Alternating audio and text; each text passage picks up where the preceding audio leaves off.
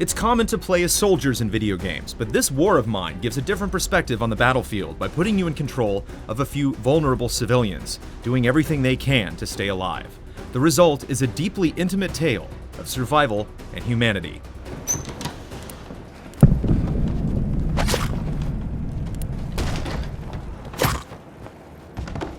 The primary goal is to survive until the warring sides call a ceasefire, which can happen between 25 and 50 days. During this time, you must contend with bandits, freezing temperatures, the military, and even your own morality to stay alive. Deciding whether or not to help innocents or rob them sometimes means the difference between life and death. There may not be much replay value after reaching the ceasefire, but surviving till the end of the war is a challenging feat.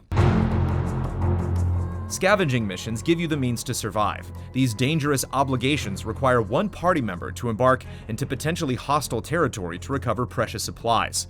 There's a heavy emphasis on each individual's life, so venturing into these areas is always a tense and risky endeavor.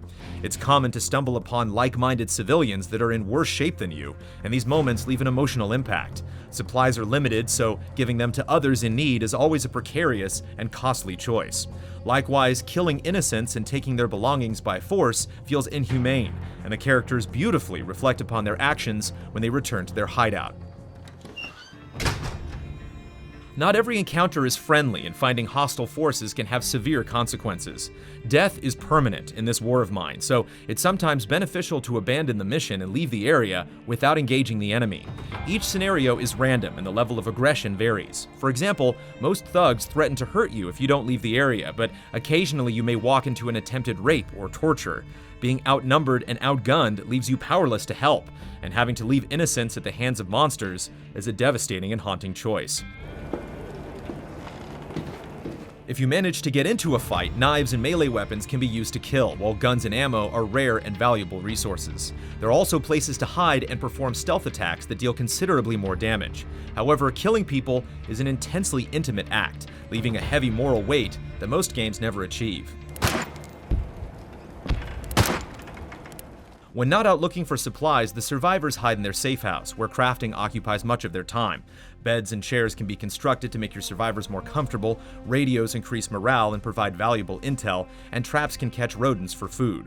Workshops, stoves, and more can be upgraded using parts found from scavenging or trading, and each upgrade allows the creation of additional objects.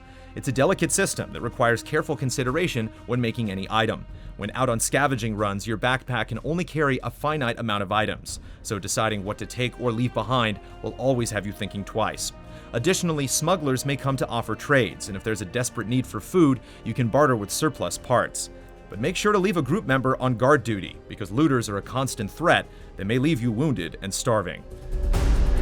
This war of mine is a powerful and intimate portrayal of war through the eyes of ordinary civilians. An immense weight is put on the value of human life and moral decisions that can put your own well-being at risk. It's a thoughtful and heavy game, but one that's well worth playing.